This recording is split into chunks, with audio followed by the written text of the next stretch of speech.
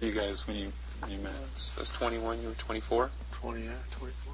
And there's all this sort of unhappiness buried in there, and it didn't really come back out until we started getting successful. And there was something about public criticism, the humiliation of public criticism, that really set off all these demons that were sort of buried in there of the past. I didn't really put those things together until I was in the situation, and like a lot of people, I didn't react to it very well. Welcome to episode 38 of the Hipsters United podcast. My name is Chris, and joining me this week are Jason. Hello. Jill. Hello. And Andrew. Hello. And last week, the Smashing Pumpkins fan base was hit with the shocking announcement that drummer Jimmy Chamberlin was leaving the band to concentrate on his solo career with the Jimmy Chamberlin Complex. There were scant details revealed on the nature of the departure, and Jimmy responded a few days later with a short blog post on what led to the decision. Before we get started talking about it, I'd like to read both statements to kind of establish the facts around the departure. So first was the announcement posted on SmashingPumpkins.com. Quote, "The Smashing Pumpkins guitarist, singer, songwriter, and founding member Billy Corgan has announced that drummer Jimmy Chamberlin has left the group. Chamberlin joined the band Corgan founded in Chicago in 1988 and played on all their albums except Adore. Corgan will continue to write and record as Smashing Pumpkins with plans to head into the studio this spring." Unquote. And Jimmy responded a few days later on the blog for the Jimmy Chamberlin Complex, which was launched with that post and as of today still only contains that post, with the following statement. Quote, "By now you have heard the news of my departure from the Smashing Pumpkins. I will say, without going into any unnecessary details, that this represents a positive move forward for me. I can no longer commit all of my energy into something that I don't fully possess. I won't pretend I'm into something I'm not. I won't do it to myself, you the fan, or my former partner. I can't just cash the check, so to speak. Music is my life. It is sacred. It deserves the highest commitment at every level, and the Pumpkins are certainly no different. I'm sorry, but it really is that simple. There is no drama, bad blood, or anything else, but a full commitment to music. My best goes out to Billy, and I'm glad he has chosen to continue under the name. It is his right. I will continue to make music with the Jimmy Chamberlin Complex as well as pursuing other musical interests. I feel that I have a long way to go and a lot to give. Thanks to everyone for your kind words and support through all of this. I am constantly humbled by all of you. It is an honor and a privilege to play music for a living, and I don't take it for granted, not even for a second." Unquote. So that's it for official information. Anything and everything else is pure speculation. And I think it would be a mistake to try and assign the blame to one particular thing for Jimmy's leaving. But Jason, you have kind of an overarching theory about the whole thing. Would you care to elaborate on it for us? A theory.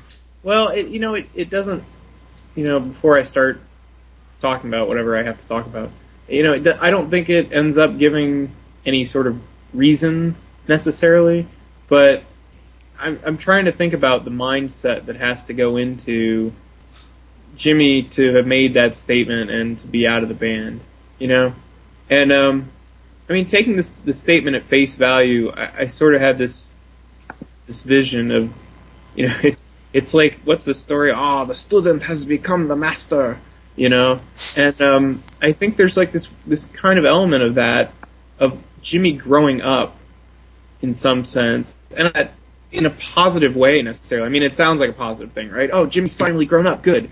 And I actually don't really mean it like that. I just mean that there's been this kind of systematic change, and you can associate it with learning if you want, and I think that makes sense. But the story I'm going to tell is he's learning from Billy, and what he learned from Billy you might think is a good thing, you might think is a bad thing. Do you know what I'm saying?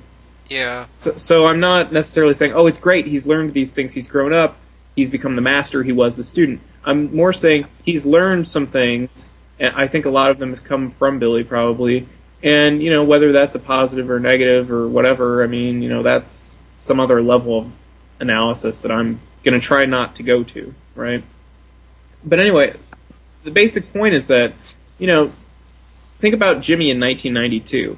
Wouldn't have made this post, wouldn't have left the band. Think about Jimmy in 1996. At both points, Jimmy is on drugs. Jimmy is irresponsible. Jimmy is not capable of running a band. right? And I think clearly today Jimmy is clean and is interested in running a band, right? I mean, he is talking about, like, I'm going to go on with the Jimmy Chamberlin complex, my name, I'm going to call the shots, right? And the story he tells in the blog post is a story of, like, he doesn't want things to get in the way of his music, right? And to me, that's always been what Billy's been about, kind of, is like, obstacles to making the music be damned, full speed ahead with the music, right? If you, particular individual, are not on board with me needing to make the music, you need to get out of the way, right? And the one guy Billy has always made extra exception for because of how well that person served the music. But otherwise, if someone wasn't fully on board with what Billy needed to get done to make Billy's music, then that person needed to move on to something else. And that's like business, that's like life. I think that's fine. I mean, that's the force of Billy's vision and why he's been driven to produce all this music, and largely why we care, because of that output that he's managed to get out of the world and out of his relationships with other people. The weird thing is just it's reading it from Jimmy, and saying, like, okay, music's got to come first. My vision, essentially. I mean, that's reading between the lines a little, but I think it's kind of like he's got a vision now, right, of his own. He's not deferring to anyone else, and, he's now kind of saying, I've got a vision that, and everyone's vision is unique, on some margins, your vision, Chris, is going to diverge from my vision for this podcast, And so, Jimmy's vision diverges, now that he has one, diverges from Billy's in some sense, and he feels that, he wants to chase that vision now. And I guess I'd just leave it at that. But, at some point in the past, Jimmy he either didn't even have a vision, or the vision he had, he wasn't even remotely capable of carrying it out, and he kind of realized it, I mean, there was no creating a Jimmy Chamberlin complex and an album and leading it while you can barely show up to do your drum parts for Siamese Dream, I mean, let's put it that way. So, I mean, that's the sense in which I say Billy was the master. I mean, Billy grew up a lot earlier than Jimmy did, I mean, so I guess I would just leave it at that, and maybe that's a point to talk some sense from there, or just to start even more speculating from that point.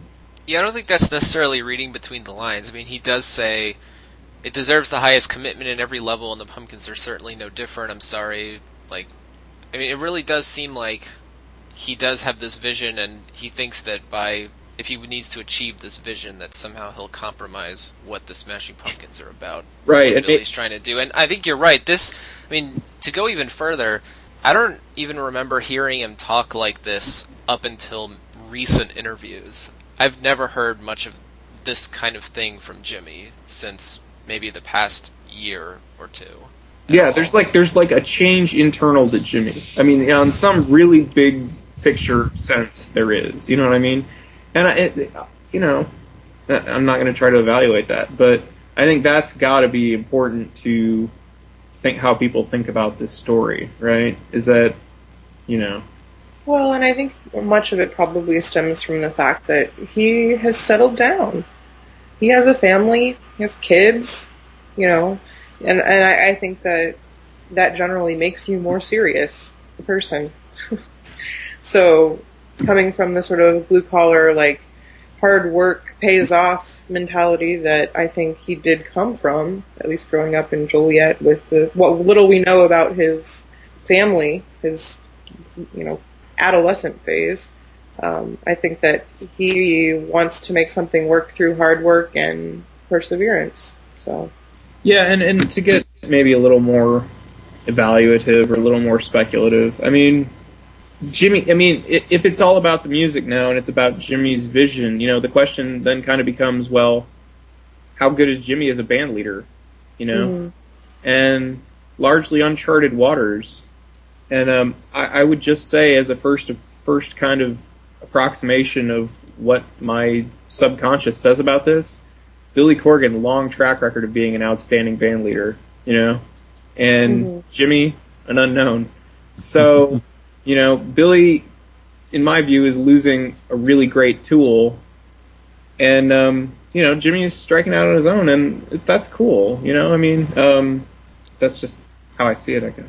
Yeah, I mean, I can't really blame him. I think it's something that he would maybe regret in the future if he never tried it on his own. But I think you're right that Billy does have the track record, and we've seen that he is capable of doing it and doing it at a high level.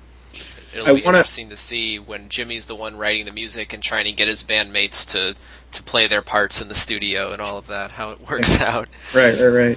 I want to grab us real quick because I imagine people are thinking this, and I'm thinking this, that we don't want to go too far to assuming that what the difference in the vision is a purely like creative thing, right? Right. The difference in their vision may be, like some people have said, they think Billy is being too commercial and Jimmy wants to be unsuccessful, essentially. He doesn't want to sell much records, doesn't want to make much of a cultural impact, and he wants to be like a really, make some abstruse jazz or something, And, I guess that's, again, you can't completely separate the commercial and the artistic, but it could be as simple as I don't agree with the vision of making millions of dollars and then taking all of it. So, it could be that simple. It might not be. But talking about Jimmy as a band leader, I was just thinking in terms of what do I, Jason, care about, and I care about the music I get. You know what I mean?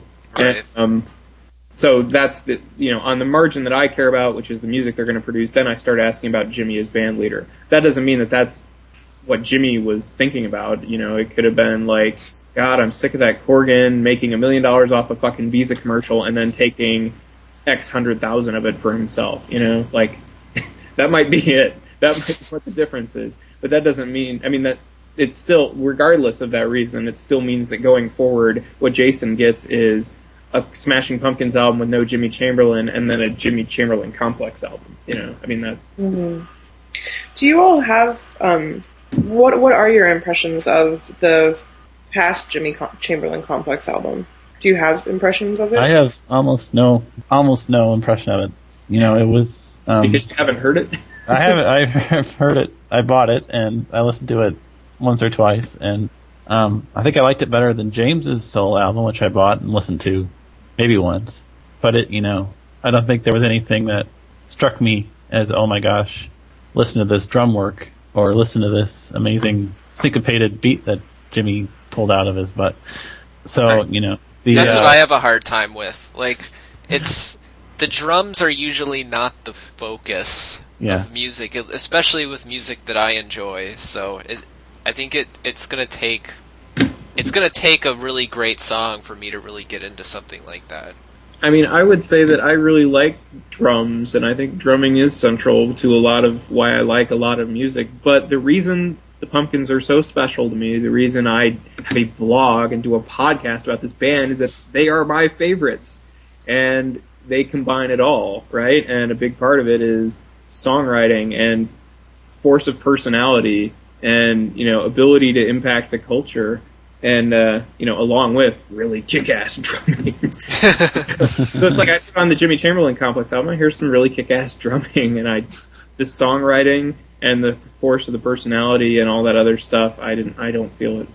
That's not to say he can't develop it, because I'm sure if you go back to the Arced album, not all those things were present in Billy, but Mastering Conjecture was awesome. Billy should have stopped right there.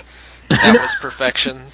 I don't know if we said this on the podcast or on the blog or where we said this, Chris, but particularly I think of you and I having this conversation like, when Tinted Windows comes out, there are going to be a lot of people who just can't wait to say, oh my god, this is better than Zeitgeist, right? Well, get ready for, oh my god, the Jimmy Chamberlin album is better than, the next Smashing Pumpkins album, And I just, the Jimmy Chamberlin Complex album, whatever, it's not nearly as good as The Future Embrace, in my opinion. People are going to disagree with that, but I don't think it's close. And I that's that. It's sort of subjective, but it's sort of not too. I think even grading on a curve where you can say that Jimmy perhaps, had never done anything quite like the Jimmy Chamberlin Complex before when he set out to do that. A lot of the album is instrumentals. Heard- I mean, come on. Look at this. First effort trying to do anything, and then compare that against Billy's solo album, which he's led recording efforts since Time began. since time began, and it's been his other than Butch Vig probably teaching him some tricks early on.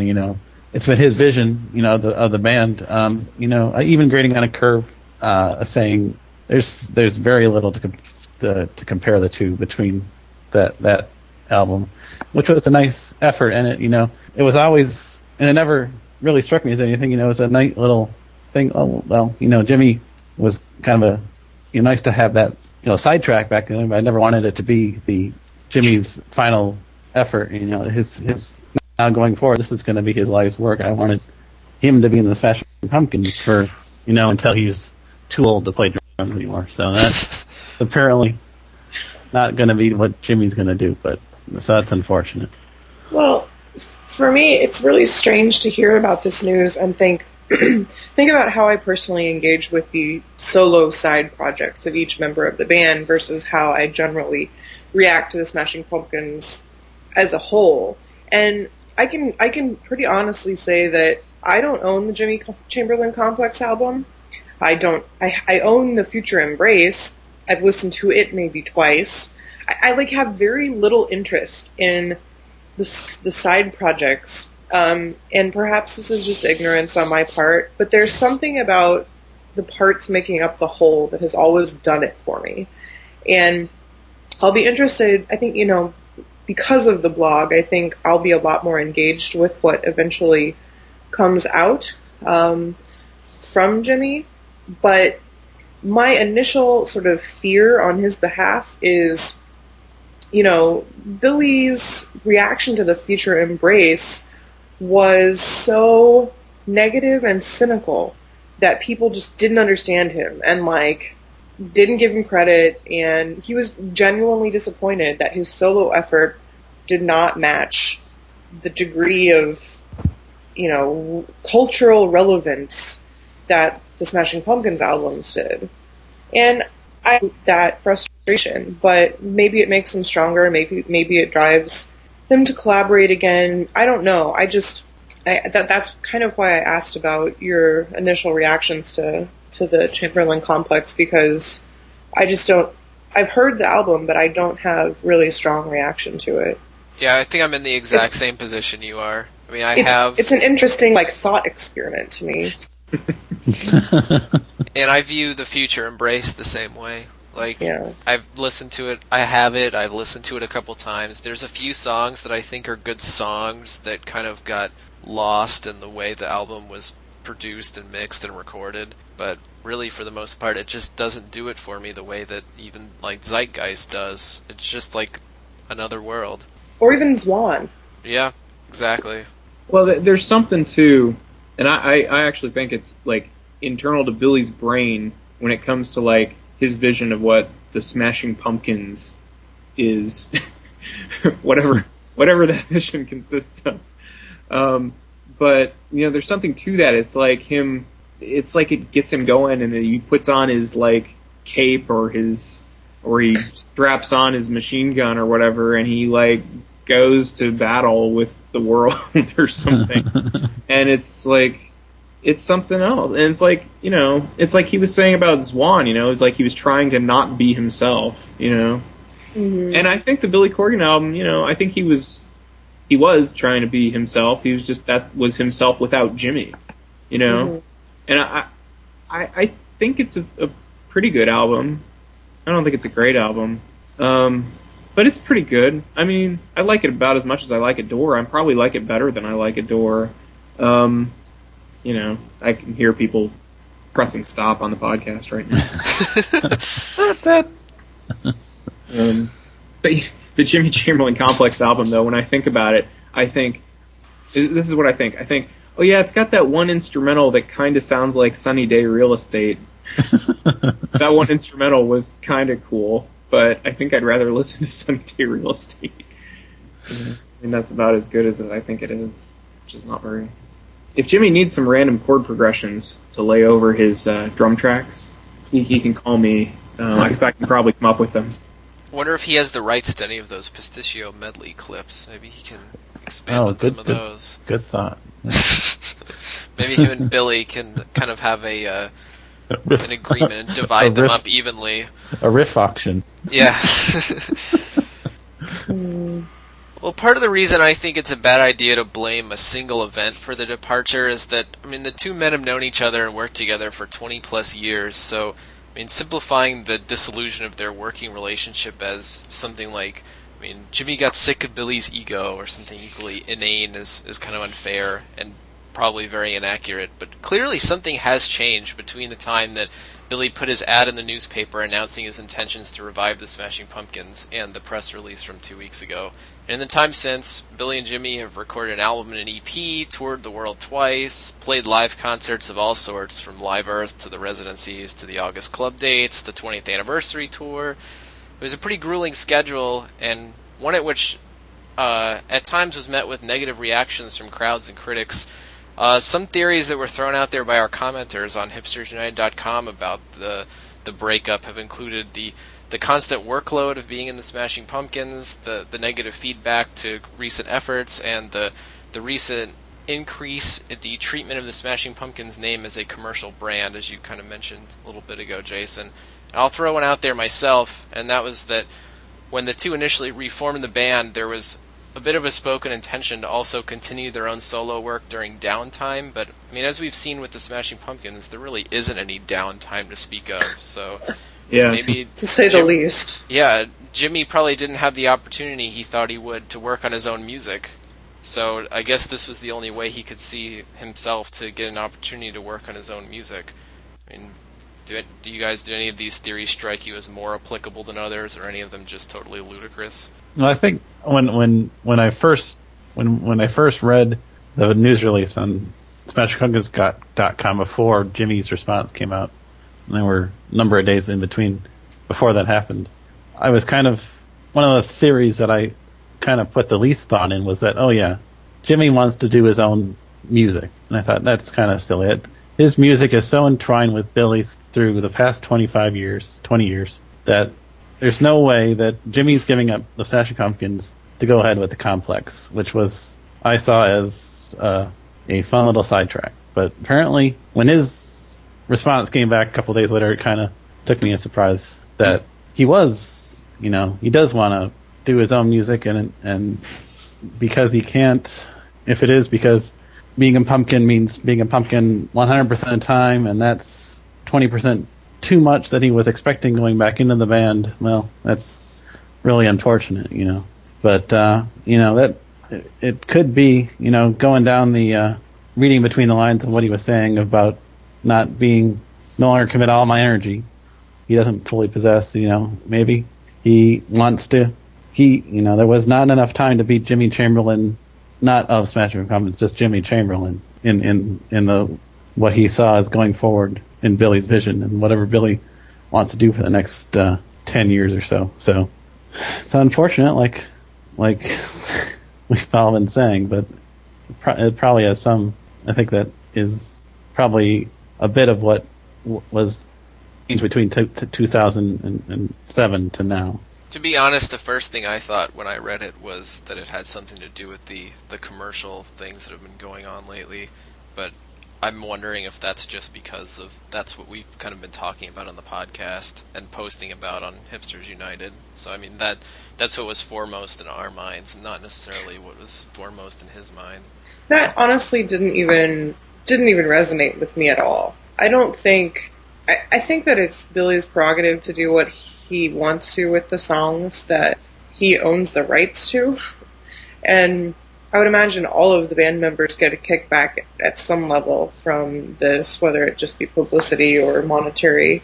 But for me, I think the most credence the theory that I gave the most credence to was really, wanting to pursue his own interests, both career-wise and family-wise. He's become a family man. I can't imagine that the touring schedule and the crazy, rehearsal, studio tour, like, all the time is very easy for him to do with small children. And at a certain point, I think that you just have to, if that's what you decided to do for yourself and you want to be a family man or a family woman, you just have to figure out what is going to work best for both your career and the family that you value. And none of us have a family in that same respect, so it's not like we can even relate to it. Okay, let me rephrase. I don't have a family like that, so I can't relate to that. I can just imagine how important that becomes. Yeah. So it's selfish I think it's really selfish for the fan community, even though I felt like my sales were totally deflated or, I had the wind knocked out of my sails. I think it's really selfish for people to assume that things are going to remain the same forever. Yeah, absolutely. Because they've changed a lot. Well, let's try to answer Chris's question. I find plausibility in all of them. But, yeah. And so I'll just say that at first. But just since everyone else seems to have dumped on it a little, I'm going to stick up for it's the commercial whatever I'm going to stick up for that theory for a moment. I mean, why the heck not? Totally speculating. I find plausibility in all of them. I'm just going to say, here's a couple reasons why I find that plausible. And it kind of has to do with different weird things Jimmy has said. Not weird, but, people have made a lot of hay about, he said something like when they came back, they wanted to do it art for art's sake. Does everyone remember him saying that quote? Mm-hmm. Like around the time they got the band back together? Yeah. And then in the blog post, doesn't he say something like... Not about cashing the check. No. There's that. There's that in the blog post. And although that's... In the context, I see that as more like... I mean, that could easily be read as, I don't want to just be paid. I want my heart to be into it. I mean, I think that's the right way to read it. But still, that he would have used that phrasing, you could maybe plausibly think that. Okay, but there's something he says on the Chris Isaak interview, which we haven't seen yet. But he says something like, legacy over something, money. Commerce over legacy or something like that. Or legacy over... Okay, well, add all this together. Add all this together, and I do think, that there's a possibility that Jimmy and Billy just don't see eye to eye on the role of having your music heard by a lot of people, And I say it that way because that's the way I believe Billy thinks about it. I think Billy thinks about cultural impact, and he thinks about numbers of people hearing his music as mattering, right? Like, you don't kill yourself to produce this music to have nobody care.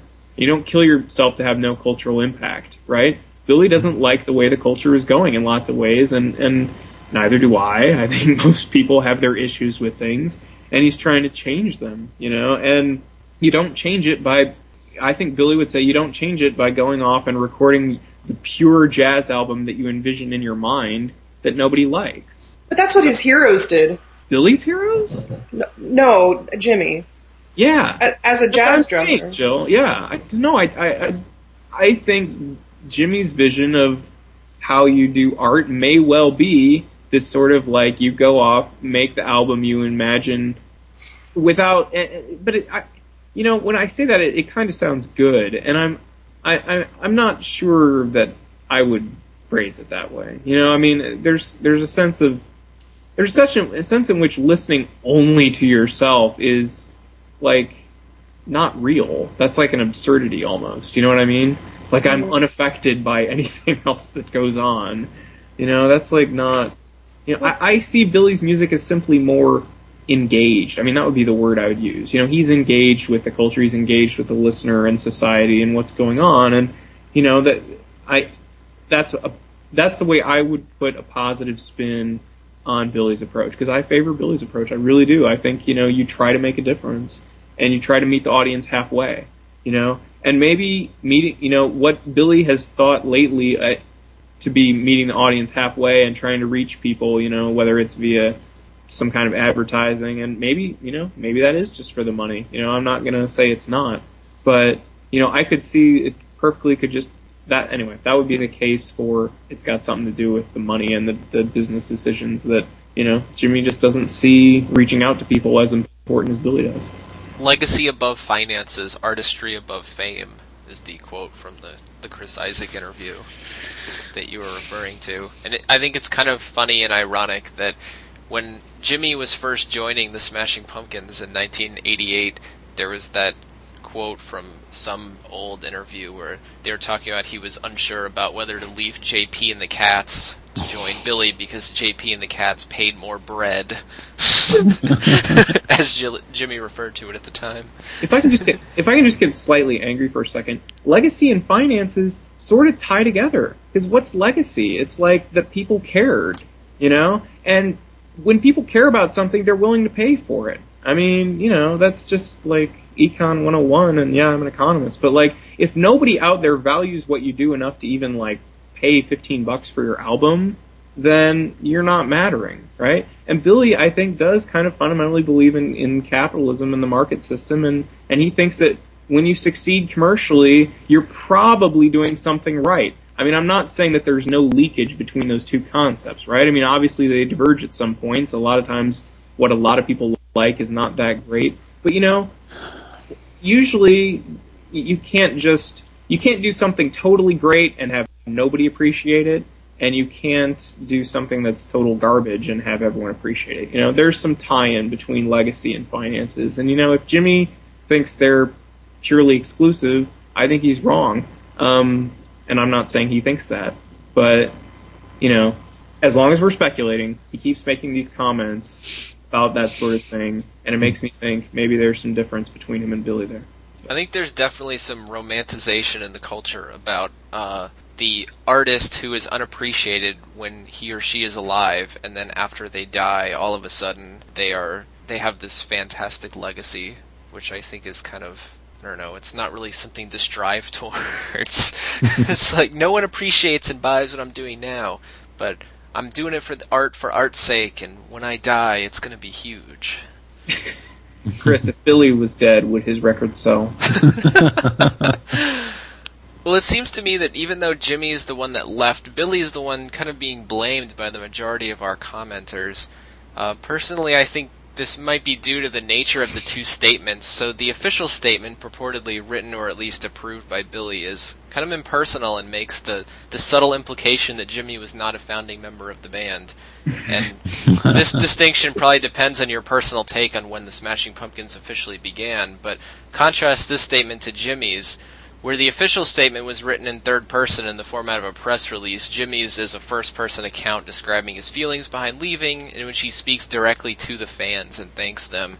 So this, I think, is why public sentiment seems to be siding with Jimmy. Jill, do you think there's anything else to it? Well, besides the fact that Billy Corgan is generally disregarded by the press as being an egotistical maniac who has no heart, I mean, like, it's not necessarily the question that I would want to answer. I mostly think that the band, the SmashingPumpkins.com website, they handled the PR aspect of it in such a convoluted way. I mean, even though it was so straightforward, it left so many open ends that the media, just latched onto this and completely, either sensationalized it and made insinuations that were not fair, or just straight up assumed things that were not true. And so sometimes the not having any information is more dangerous than having too much. And so how would you have done it if you were Billy's publicist and he comes to you with this news? How would you have recommended that they handle it? I think Jimmy should have posted some sort of, heartfelt sentiment or letter straight to the SmashingPumpkins.com message board, or, as an article or something, with perhaps Billy Corgan weighing in. It's a tough sell either way you do it, but for them to go about it in a Jimmy Chamberlin is leaving the band, have a good week, Matt Walker is appearing in the new MDR thing, and Carrie Brown is doing a circuit tour of like a lecture in Southern California. Billy Corgan will be there. Come out and see us. What? Well, what? Like, I'm trying to get like a good example in my my professional life, since I do actually do marketing for a living. You know, it would be the equivalent of like our leadership and our CEO has left the company, continue business as normal. and like the questions that remain, you know, are, do I have a job? Am I going to have a job? Am I still going to be here next week? Is my department collapsing? Is a company closing? Are we getting sold somewhere? So it's so outlandishly, I don't know. It was confrontational and blasé at the same time, and I don't understand how that happened. Like, so It was It was also, you know, sort of textbook PR 101 when you have bad news to put out and you don't want people to know, or as few people to hear about it as possible. You put out the press release. You do it on Friday at 7 o'clock at night. Exactly. That's exactly what the Pumpkins did via the website and the message board. Protected Put the brand. Put it out at the end of the Smashing week. Pumpkins will continue. Billy Corgan will continue on as Smashing Pumpkins. So that, you know, they obviously did not want, you know, there was a bad all the way around. well, hey, from so, you want to preserve the brand, and Billy wants to still have a cultural impact, right? Well, you don't want. I mean, you know, from that standpoint, there is no real point to destroying the brand name, right? So, it makes sense. I'm not going to fault him for that. Sorry. Well, and furthermore, I was frustrated by how the follow-up actually happened at SmashingPumpkins.com. You know, since I'm a moderator there, and since I actually do, you know, I have the capacity to moderate posts if I see them as, you know, impudent or like, if they're destructive or inflammatory or whatnot. But I kept seeing a lot of moderation that I'm not sure I was particularly happy with. I mean, even Hipsters United was affected by that, as people know, and it's felt, you know, I feel like I am between a rock and a hard place because I don't agree with how they did it. You know, I'm willing to give 100% credit to both Billy and Jimmy for being very mature about this, and, you know, their eventual aims as musicians are what I would consider to be of the penultimate importance here. But the way that it's been handled has been quite amateur, and it's not something that I was really expecting. Really, they've come leaps and bounds in the last year. So I mean, Chris, your question was about, you know, whether Billy is getting blamed, right? Right. You know, I think people just generally, and I mean, way beyond this particular story about Jimmy leaving in 2009, 2K9. I just think people just can't relate to Billy. And I think it's because, I mean, in the most fundamental sense, Billy is a leader. I mean, I think in the same way people can't relate to Barack Obama or something, you know, it's like, it's easy to relate to Jimmy, you know? He was just the drummer who kicked ass, and like, you know, you didn't have to guess at his motives or, you know, wonder why he makes the decisions he makes, because he doesn't make any decisions. He's like you. You know, he's like some guy who just takes marching orders from some boss, and he doesn't understand where the orders come from and doesn't understand, you know, why the order is what it is. You know, that sort of, like, leadership area is, like, something we don't understand. If we understood it, we'd be leaders ourselves, right? So I think people just can't relate to Billy, and it's easy to relate to Jimmy. And I just think that pervades everything. That's why Billy gets blamed for everything. That's also why he gets the credit for everything. But, you know, that's just the role of a leader, you know? So I just feel it's that simple. I don't think it has to do with the different, like, I mean, Billy being blamed, I don't think has so much to do with Billy being blamed for Jimmy leaving, I don't think has to do with how the press releases are written. The story of how SmashingPumpkins.com or the band or Billy handled the story with relationship to the fans, I feel that's a different story. I think they handled it terribly. I think Billy always handles these things terribly. But I already said that at length on Hipsters United, so I'm not going to get into it again. Well, I guess we need to, at some point, take Billy's advice and look to the future and not dwell on the past. So Billy's going to be continuing to write music for the Smashing Pumpkins, and this week we learned he's already working with Kerry Brown on 5 new demos. We talked a little bit already about the future embrace, and also I think Adore applies here, and that it's another past album Billy's written without Jimmy's influence. And both those albums are pretty radical departures from the rest of Billy's Pumpkins output. And I think in Adore's case, it could be a coincidence. I think a convincing argument could be made that Adore is the way it is because it's some sort of expression of the theme of the death of his mother rather than as some sort of compensation for not having a full-time drummer of Jimmy's proficiency in the studio with him. But I think the question remains, how much of the direction the band has taken since reformation was due to Jimmy, or at least enabled by Jimmy's talents? How much is the Pumpkins' music going to change? I know I just talked, but can I go first? Sure. Well, I don't think Billy has ever really shown that he can rock awesomely without Jimmy. So having Jimmy, they were a new wave band. They had Jimmy, and suddenly they were a heavy metal machine. I mean, that's the story of the band. Take Jimmy away. When you took him away for Adore, when you took him away for the Future Embrace, Billy went back to being some kind of mopey new wave guy. So the next Smashing Pumpkins album is not going to rock very hard. And if I may go on a mini rant here about this, listen, a lot of the people's criticisms, probably the most salient, most repeated criticism of Zeitgeist made by Pitchfork, made by Kenny Bloggins just this last week, made by lots of people, was supposedly that Billy literally forgot that he also writes non-rock songs.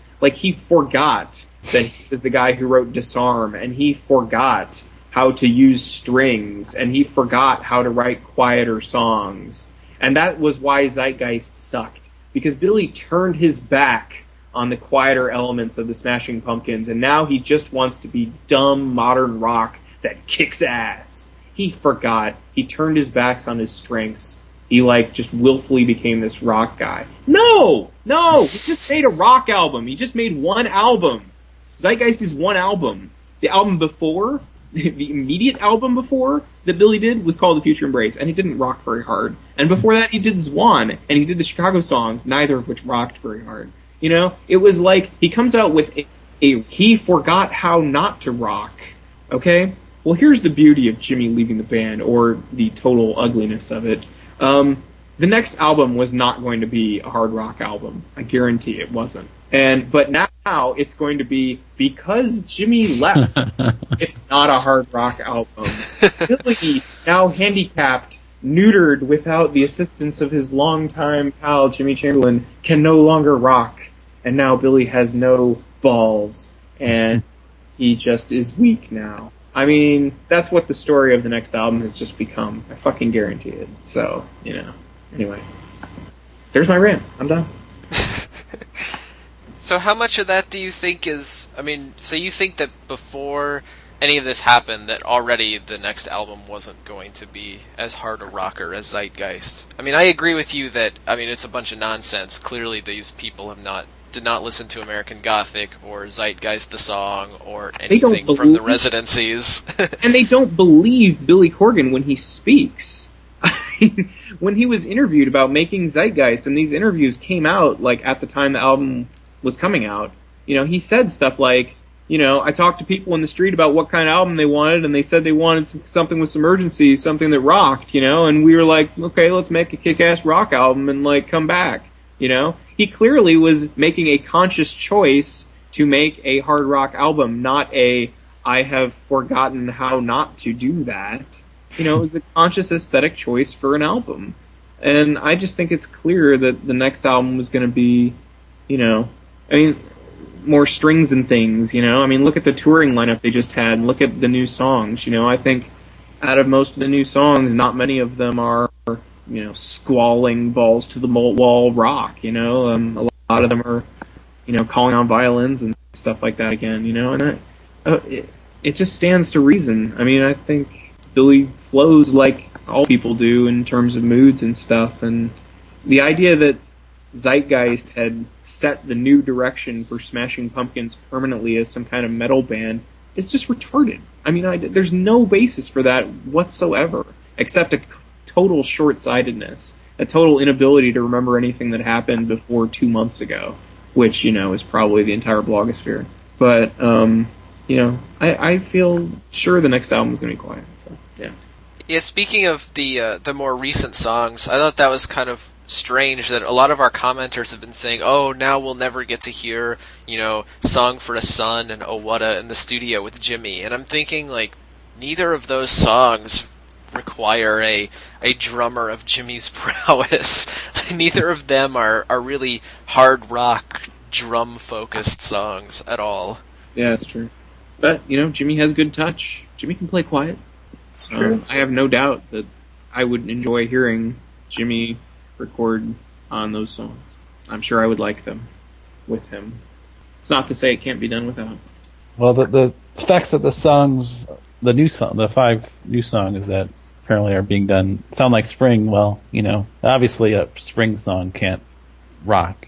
So obviously he's already turned his back on rock music. Obviously. Yeah, that'll be what people. Well, see, I think now they'll just attribute it to Jimmy's exit. You know what I mean? I mean, if he had still been around, maybe they would have been like, they're old, they don't know how to rock anymore. But now that Jimmy's gone, it'll just be like, Corgan, having alienated his drummer, can no longer rock. What do you think, Joe? How much do you think Jimmy really influenced their sound that they've had for the past couple of years? I think a ton. We were talking earlier about listening to music for the drums, or how drumming is integral to songs, or is it integral to songs? If anything, since Jimmy has been back with the band and the band has been reformed, I've gone back and forth with Jason about this a lot. I just have consistently been blown away by his talent and how much it brings to the band. And my enjoyment of the live shows in the past 2.5 years, I would say have been very highly attributed to his drumming prowess, as you said. I mean, and it's given me an appreciation for types of music I would have probably never otherwise explored. Namely psychedelic styles of music and really heavy. I mean, some of these songs have been so heavy, and it's because the drums have just been phenomenal. Superchrist alone, consistently just floors me. And I'll even give, if it means that I have to sit through, I'm blanking. Is that the Controls? The Simon and Garfunkel cover song. Sounds of Silence. Sounds of Silence. If it means I have to sit through Sounds of Silence, powerful drumming, bring it on. I'm really going to miss that aspect because I think it brings. He's such a dynamic musician that I hope Billy can find a good replacement. I do hope that they continue with the style that they are bringing to the live shows. I love the soft sort of acoustic or string arrangements, but I think that from my perspective, Jimmy's going to be sorely missed because he brings a dynamic that I don't think Billy can achieve on his own, and I think is very difficult to instruct someone on how to do. They have been working together for 20 plus years, so it's difficult. It's difficult enough to go in and say, I'm looking for a good bass player who can play a variety of songs and keep up with my personal touring style and my level of expectations. Well, I would imagine that doing the same thing for a drummer is equally difficult, if not more so, because so much is required of a drummer for the Smashing Pumpkins. So many different styles, so much flexibility, so much, improvisational skill. And I guess my fear is that I think we've touched on this several times, but that not having that level of faith or trust or comfort in the musicianship of a touring band member leads to perhaps less interesting or dynamic or diverse music. And that's always why I've been a big Pumpkins fan, is because their music is so diverse. Yeah, well, I totally agree. I totally agree with what Jill. That's kind of a downer. Yeah, and I don't mean it to be a downer because I'm totally supportive of the direction that Jimmy feels like he needs to go. But from my perspective, Jimmy has made the band for me in the last 3 years, 2 years, 2.5 years. Yeah, I mean, if anyone is looking for a silver lining, if you do believe that the band has been really hard rocking in the last couple years and it was a good time to dial it back anyway, I guess the silver lining is. Be glad we just got those 3 years of hard rock with Jimmy because nothing is guaranteed, like someone said earlier in the podcast.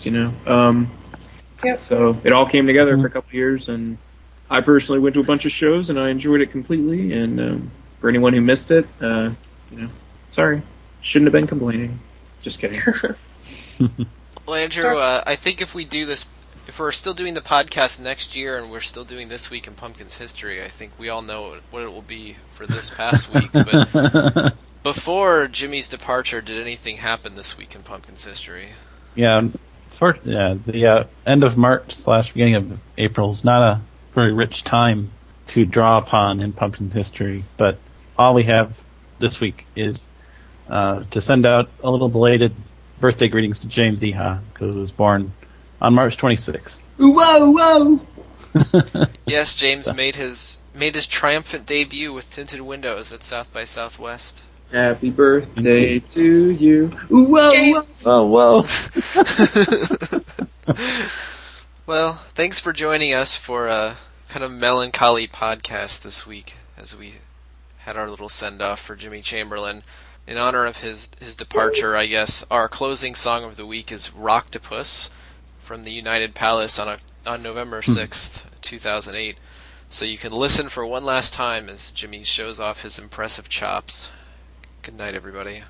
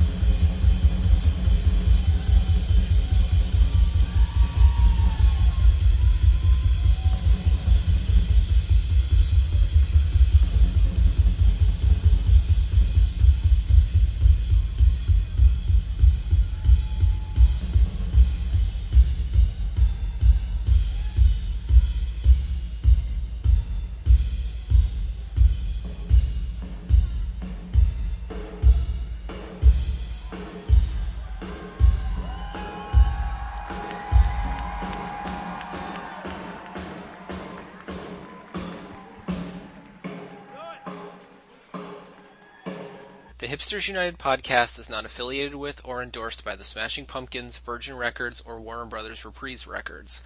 All opinions offered by panelists or guests of the Hipsters United podcast are their own and do not represent the opinions of the Smashing Pumpkins. All audio during the show is licensed for non-profit use per the terms and conditions on the Live Music Archive at archive.org. Intro music is from the Machina 2 album released for free download on the internet by the Smashing Pumpkins in September of 2000.